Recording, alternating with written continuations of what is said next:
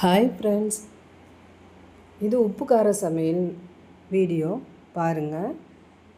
இந்த உப்பு கார சமையல் வீடியோ ரொம்ப நல்லா காரசாரமாக, ரொம்ப டேஸ்ட்டாக, சிம்பிளாக, ரொம்பவே நல்லாயிருக்கும். நம்ம சேனலுக்கு சப்ஸ்கிரைப் பண்ணி ஒரு லைக் போடுங்க. நம்ம சேனலை பார்க்குறவங்க பெல் ஐக்கானை கிளிக் பண்ணி வச்சிங்கன்னா நம்ம போடுற வீடியோ ஒவ்வொன்றும் உங்களுக்கு நோட்டிஃபிகேஷன் ஆகும். நம்ம சேனலை தொடர்ந்து ஃபாலோ பண்ணுங்கள், ரொம்பவே நல்லாயிருக்கும். பாருங்கள், இன்றைக்கி நம்ம காளான் கிரேவி தான் செய்ய போகிறோம் சப்பாத்திக்கு. அதுக்கு 2 டப்பா காளான் எடுத்துருக்கோம்.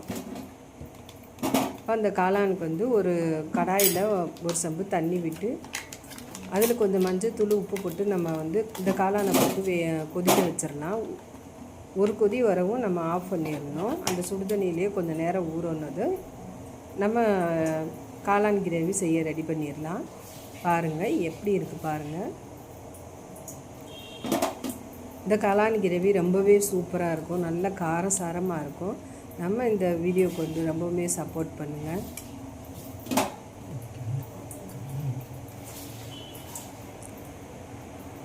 வீடியோ கொஞ்சம் முன்ன பின்ன இருந்தால் அட்ஜஸ்ட் பண்ணிக்கோங்க.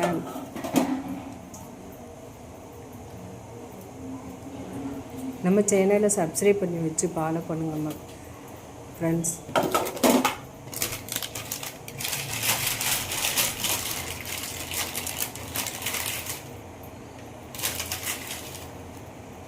சப்ஸ்கிரைப் பண்ணுங்கள் ப்ளீஸ்.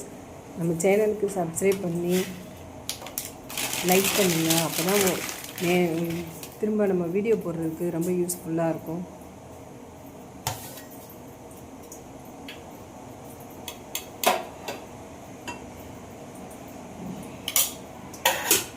பாருங்கள், இப்போ உப்பு மஞ்சள் தூளும் போட்டாச்சு. இப்போ காளான் அதில் போட்டு ஒரு கொதி வரவும் ஆஃப் பண்ணிடலாம்.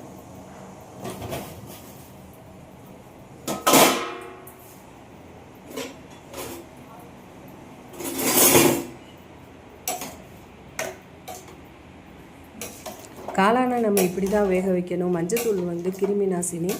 நம்ம உப்பு மஞ்சத்தூளும் போடுறது ரொம்ப சேஃபாக இருக்கும். நீங்களும் ஃபாலோ பண்ணுங்கள். இப்போ நம்ம காளான் வந்துடுச்சு, நம்ம எடுத்துக்கலாம்.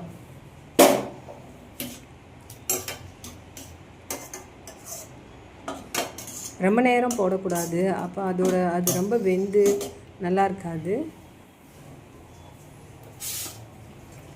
பாருங்கள், இந்த காளான் கிரேவிக்கு இன்றைக்கி நம்ம சப்பாத்தி தான் ரெடி பண்ண போகிறோம். அதுக்கு நம்ம கொஞ்சம் கோதுமை மாவு எடுத்துக்கலாம். இந்த காளான் கிரேவி சாப்பாட்டுக்கும் ரொம்ப நல்லாயிருக்கும். இட்லி, தோசை எல்லாத்துக்குமே ரொம்பவே நல்லாயிருக்கும். இப்போ நம்ம கோதுமை மாவு எடுத்துக்கலாம். நம்மளுக்கு தேவையான அளவு எடுத்துக்கலாம். சப்பாத்தி ரொம்ப சாஃப்டாகவும் ரொம்ப நல்லா இருக்கும். இந்த காளான் கிரேவிக்கு ரொம்பவும் சாஃப்டாக இருக்கும். பாருங்கள், அதுக்கு நம்ம மாவு எப்படி ரெடி பண்ணுறோன்னு பாருங்கள். ரொம்ப சிம்பிள். தேவையான அளவு உப்பு போட்டுக்கலாம்.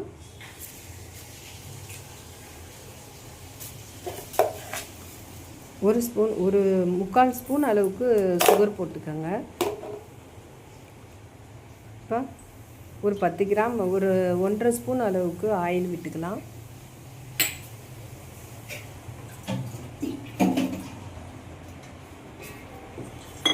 தேவையான அளவு தண்ணி ஊற்றிக்கலாம். நீங்கள் லைட்டாக வெதுன்னு தண்ணியும் ஊற்றிக்கலாம். ரொம்பவே சாஃப்டாக இருக்கும். பாருங்கள், நம்ம இந்த சுகர் போடுறது சப்பாத்தி நல்ல டேஸ்ட்டாக இருக்கும். அவ்வளோதான், ரெடி பண்ணியாச்சு. இதை அப்படியே ஊறட்டும். நம்ம காளான் ரெடி பண்ணிவிட்டு அதுக்கப்புறம் எப்படி சப்பாத்தி பெலிக்கலான்னு பார்க்கலாம். இப்போ அதுக்கு ஒரு 2 பெரிய வெங்காயம் எடுத்து பொடியாக கட் பண்ணிக்கலாம். உங்களுக்கு எந்த அளவுக்கு வேணுமோ அந்தளவு கட் பண்ணிக்கோங்க. வெங்காயம் எடுத்துக்கோங்க. இப்போ ஒரு 2 தக்காளி, நல்ல பெரிய சைஸ் பழமாக தக்காளியும் கட் பண்ணி போட்டிருக்கோம். ஒரு துண்டு இஞ்சி, ஒரு 5-6 பல் பூண்டு போட்டு நம்ம மிக்சியில் நல்லா இதை அரைச்சிக்கலாம். இது அப்படியே ஒரு ஓரமாக இருக்கட்டும். ரொம்ப சிம்பிளான, டேஸ்டான, டக்குன்னு செய்யக்கூடிய ஒரு கிரேவி தான் இந்த மஷ்ரூம் கிரேவி. ட்ரை பண்ணி பாருங்கள். ஒரு முறை இப்படி இதை ட்ரை பண்ணி பாருங்கள், உங்களுக்கு ரொம்பவே பிடிக்கும்.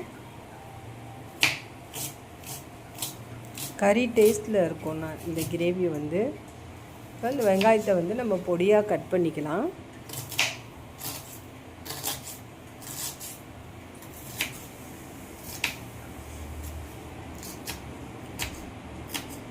ரொம்ப சிம்பிளாக செய்யக்கூடிய ஒரு கிரேவி. ஒரு முறையாவது இது போல் ட்ரை பண்ணி பாருங்கள்.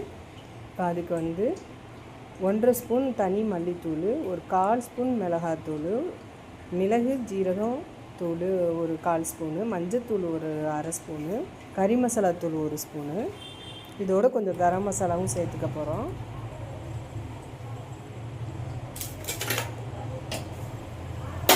இப்போ அடுப்பு பற்ற வச்சுட்டு ஒரு கடாயை அடுப்பில் வச்சுக்கலாம். நம்ம சேனலை பெல் ஐக்கானை கிளிக் பண்ணி வச்சு தொடர்ந்து ஃபாலோ பண்ணுங்கள். நம்ம வீடியோ இரவு 8 மணிக்கு வரும். எப்போவுமே 8:30க்குள்ளே வரும். நெட்டு ப்ராப்ளமாக இருந்தால் கொஞ்சம் முன்ன பின்ன வரும். நீங்கள் பெல் ஐக்கானை கிளிக் பண்ணி வச்சிங்கன்னா நம்ம வீடியோ வர்றப்ப நீங்கள் பார்க்கலாம். ரொம்ப ஈஸியான ஒரு சமையலாக இருக்கும்.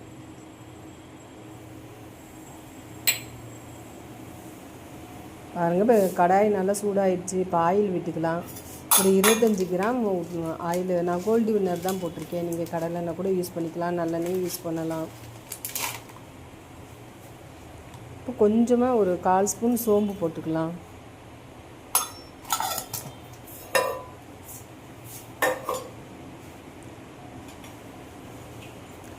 சோம்பு பொரிஞ்சிடட்டும். இப்போ வந்து நம்ம கட் பண்ணி வச்சுருக்க வெங்காயத்தை போட போகிறோம்.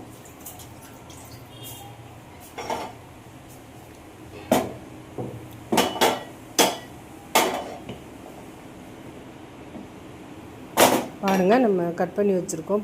நல்ல பொடியாக கட் பண்ணிக்கோங்க வெங்காயம். அப்போ தான் ரொம்ப நல்லாயிருக்கும். சப்ஸ்கிரைப் பண்ணுங்கள்.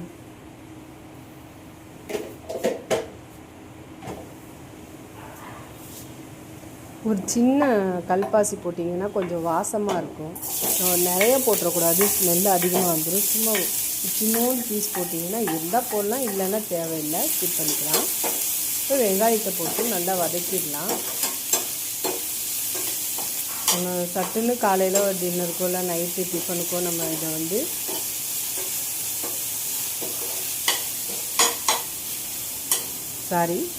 காலையில் பிரேக்ஃபாஸ்ட்டுக்கு ரெடி பண்ணிக்கலாம், நைட்டு டின்னருக்கும் ரெடி பண்ணிக்கலாம். ரொம்பவே சூப்பராக இருக்கும்.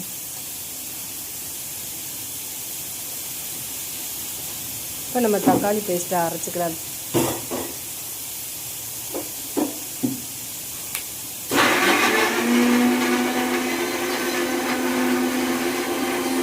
ரொம்ப நைஸாக அரைக்கணும்னு இல்லை, கொஞ்சம் அங்கங்கே பிடிச்சிட்டா இருந்தால் பரவாயில்ல.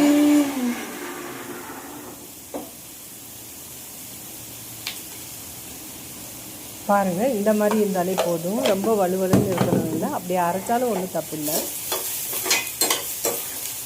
நல்ல காரசாரமாக இருக்கும் இந்த மஷ்ரூம் கிரேவி. ஒரு முறை இது போல் மசாலா கொடுத்து ட்ரை பண்ணி பாருங்கள், ரொம்ப பிடிக்கும்.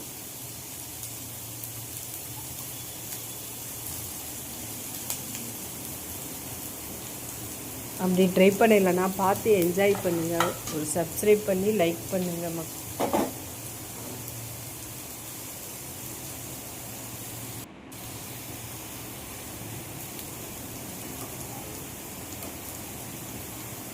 நம்ம சேனல் எல்லாத்துக்கும் ரொம்ப யூஸ்ஃபுல்லாக இருக்கும். பேச்சுலர் கூட நல்லா சமைக்கலாம். நல்லா எளிமையாக சொல்லி கொடுத்துட்ருக்கோம். பாருங்கள், அந்த மஷ்ரூமில் உள்ள அந்த மேலே உள்ள அந்த குச்சி மாதிரி இருக்கும், அதை மட்டும் எடுத்தால் போதும். நம்ம நல்லா மஞ்சத்தூள் உப்பு போட்டு நம்ம க்ளீன் பண்ணிட்டோம். அதனால் இப்படி சும்மா ஒரு 2 இதாக கொஞ்சம் சின்னதாக பிச்சிடலாம், கையிலே பிச்சிடலாம்.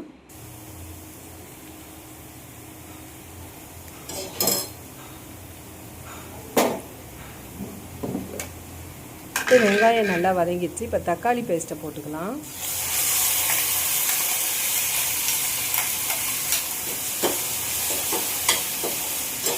எவ்வளோ தான் நம்ம கடையில் வாங்கி சாப்பிட்டாலும் நமக்கு பிடிச்ச மாதிரி வீட்டில் செஞ்சு சாப்பிட்றதுல ரொம்ப சந்தோஷமாக இருக்கும்.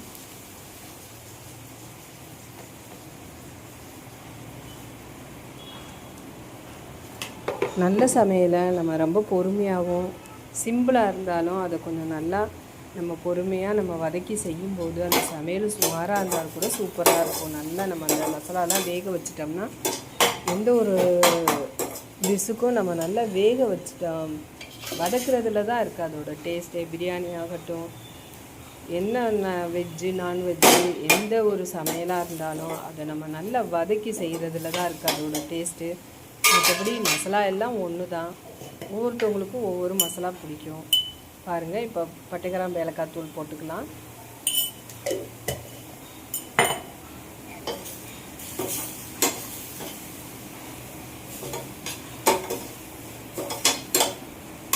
சின்ன வயசுலேருந்து நம்ம சமையல் கற்றுக்கிட்டே இருந்தோம்னா நமக்கு அதனால ரொம்ப ஈஸியாக வந்துடும். எதுவும் செய்ய தெரியலன்னு சொல்ல மாட்டோம், எதுவாக இருந்தாலும் ட்ரை பண்ணி செஞ்சுருவோம். கற்றுக்கிற ஆர்வம் மட்டும்தான் இருக்கணும்.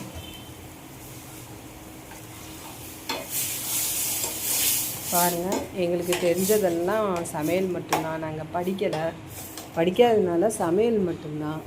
ஃப்ரீ டைமில் சமைச்சு பார்த்துட்டு அதுவே இப்போ சமையல் வீடியோ போடுற அளவுக்கு வந்துருச்சு. ஏன்னா சமையலை தவிர நமக்கு வேறு எதுவும் தெரியாது. சமைக்கிற ஐட்டம் அவ்வளோதான்.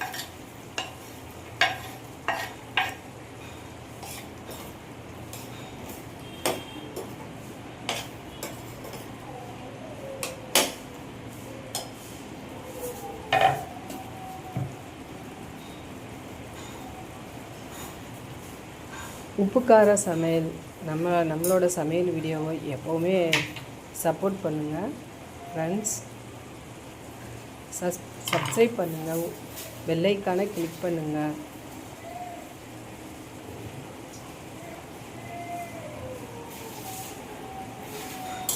கமெண்ட் பண்ணுங்கள். நீங்கள் போடுற ஒவ்வொரு கமெண்டும் நம்ம சேனல் அடுத்த லெவலுக்கு போகும். ப்ளீஸ், உங்களுக்கு பிடிச்சதா ஏதாவது ஒரு கமெண்ட் போடுங்க.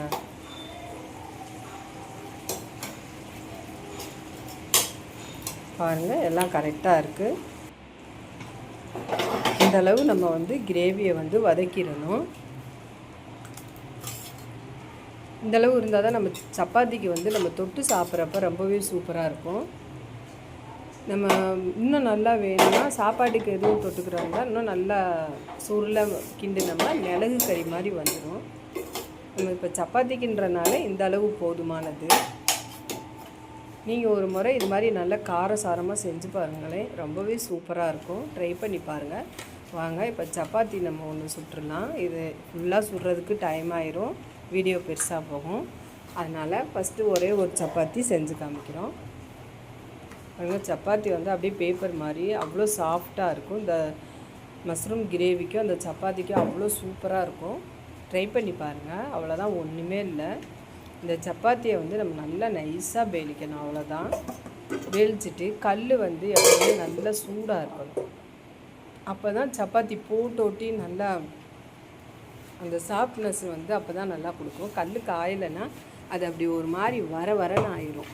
நீங்கள் நல்லா கல்லை காய வச்சு இப்படி சப்பாத்தி போட்டு அப்படியே விட்டுறக்கூடாது, டக்குன்னு திருப்பணும். அப்போ தான் ரெண்டு பக்கட்டும் ஒரே மாதிரி நல்லா சாஃப்டாகும். கடையிலலாம் அந்த மாதிரி தான் பண்ணுவாங்க. அதனால தான் அந்த சப்பாத்தி அவ்வளோ சாஃப்டாக இருக்கிறது.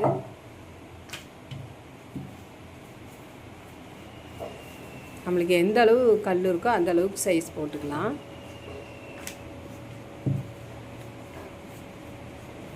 நம்ம பேலிக்கிறதுக்கு எப்போவும் மைதா மாவு இல்லாட்டி ஆயில் தொட்டு நம்ம பேலிப்போம். அப்படி இல்லைன்னா அந்த கோதுமை மாவே வச்சு பேலிப்போம். ஆனால் நீங்கள் கார்ன்ஃப்ளவர் மாவு வச்சு பேலிச்சு பாருங்கள், ரொம்பவே உங்களுக்கு நல்லாயிருக்கும். அந்த கல்லில் அந்த மாவு ஒட்டிட்டு கருப்பாகாது. நல்லா பேலிக்கிறதுக்கு ரொம்பவே நல்லாயிருக்கும். நான் எப்போவுமே கார்ன்ஃப்ளவர் மாவு வச்சு தான் சப்பாத்தி பேலிப்பேன். பாருங்கள், இப்போ நல்லா கல் சூடாகிடுச்சு. இப்போ நம்ம சப்பாத்தியை போட்டுடலாம். போட்டுட்டு டக்குன்னு நம்ம பரட்டி விடணும். ஒரே பக்கத்து விட்டுறக்கூடாது. ஏன்னா கல் நல்லா சூடாக இருக்கிறனால போட்டோட்டி நல்லா வெந்துடும் ரெண்டு பக்கட்டும். அப்போ தான் ஒரே மாதிரி வெந்து நமக்கு சப்பாத்தி ரொம்ப சாஃப்டாக கிடைக்கும். பாருங்கள், இந்த மாதிரி சப்பாத்தியில் ஒரு 10 செஞ்சால் கூட பத்தாது. இந்த கிரேவிக்கும் இந்த சப்பாத்திக்கும் அவ்வளோ சூப்பராக இருக்கும். ஆயில் கொஞ்சமாக விட்டுக்கோங்க. நம்ம ஆயில் விட்டு தான் நம்ம மாவு பிணைஞ்சிருக்கோம். அதனால் லைட்டாக விட்டுட்டால் போதும். நான் 1 ஸ்பூன் அளவு அள்ளிலாம் ஊற்றலை, சும்மா கொஞ்சம் ஒரு 1/4 ஸ்பூன் எடுத்து சுற்றிலும் அப்படியே ஊற்றிட்டுருக்கேன். வாங்க எவ்வளோ சாஃப்டாக இருக்குது பாருங்கள். நம்ம ஒரே பக்கத்தை அப்படியே விட்டுறக்கூடாது. இந்த சப்பாத்தியை போட்டுட்டு நம்ம போய் அடுத்த சப்பாத்திக்கு பேலிக்க போகக்கூடாது. ஏன்னா அதுக்குள்ளே இது வந்து அடியில் வந்து ரஃப்பாயிரும். சப்பாத்தி எடுத்துட்டு திரும்ப வந்து நீங்கள் பேலிக்கிற வரைக்கும் இந்த கல் சூடாகிக்கிட்டு இருக்கும். திரும்ப அந்த சப்பாத்தியை நீங்கள் போட்டிங்கன்னா கல் நல்லா உங்களுக்கு அந்த ஹீட்டு வந்து ஈவனாக கிடைக்கும், நல்லாயிருக்கும். ஒரே மாதிரி நம்ம சப்பாத்தியை சுட்டு எடுத்துடலாம். பாருங்கள் எப்படி இருக்குது பாருங்கள். கடையில் உள்ள மாதிரியே நம்ம வீட்டில் உள்ளவங்களுக்கு செஞ்சு கொடுக்கும்போது கடையில் அதிகமாக அவங்க லைக் பண்ண மாட்டாங்க. அப்படி என்னோடய சேனலுக்கு ஒரு லைக் போட்டு விட்ருங்க. நம்ம சேனலை எப்போவும் சப்போர்ட் பண்ணுங்கள் ஃப்ரெண்ட்ஸ். அவ்வளோதான். வீடியோ முடிச்சுட்டு நாங்கள் அடுத்த சப்பாத்தி செஞ்சுக்குவோம். பாருங்கள் எவ்வளோ சாஃப்டாக எப்படி இருக்குது பாருங்கள். அதே நேரம் நல்லா வெந்துருச்சு சப்பாத்தியும். பாருங்கள் நம்ம அதை எப்படி வந்து பரிமாறலான்னு பார்க்கலாம்.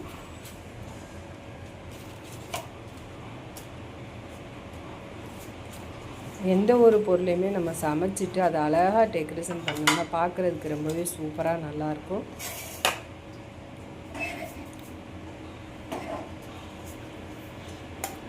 ஃப்ரெண்ட்ஸ் மறக்காமல் ஒரு சப்போர்ட் பண்ணிடுங்க. பெல் ஐக்கானை கிளிக் பண்ணி சப்ஸ்கிரைப் பண்ணுங்கள். நீங்கள் போடுற ஒவ்வொரு லைக்கும் ஒவ்வொரு கமெண்டும் சப்ஸ்கிரைப்பும் என்னோடய சேனல் வளர ரொம்ப யூஸ்ஃபுல்லாக இருக்கும். ஏதோ பார்த்தோம் அப்படின்னு விடாமல் ஹெல்ப் பண்ணுறதா நினச்சிட்டு எனக்கு சப்ஸ்கிரைப் பண்ணிவிட்டு லைக் போடுங்க, கமெண்ட் பண்ணுங்கள். பிடிச்சிருந்தால் ஃப்ரெண்ட்ஸ் அண்ட் ஃபேமிலிக்கு ஷேர் பண்ணி விடுங்க. மறக்காமல் அடுத்த வீடியோவை ஃபாலோ பண்ணுங்கள்.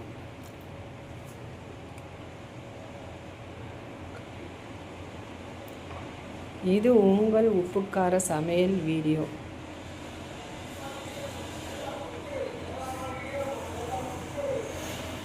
ஃபாலோ பண்ண அனைத்து ஃப்ரெண்டுங்களுக்கும் ரொம்ப நன்றி.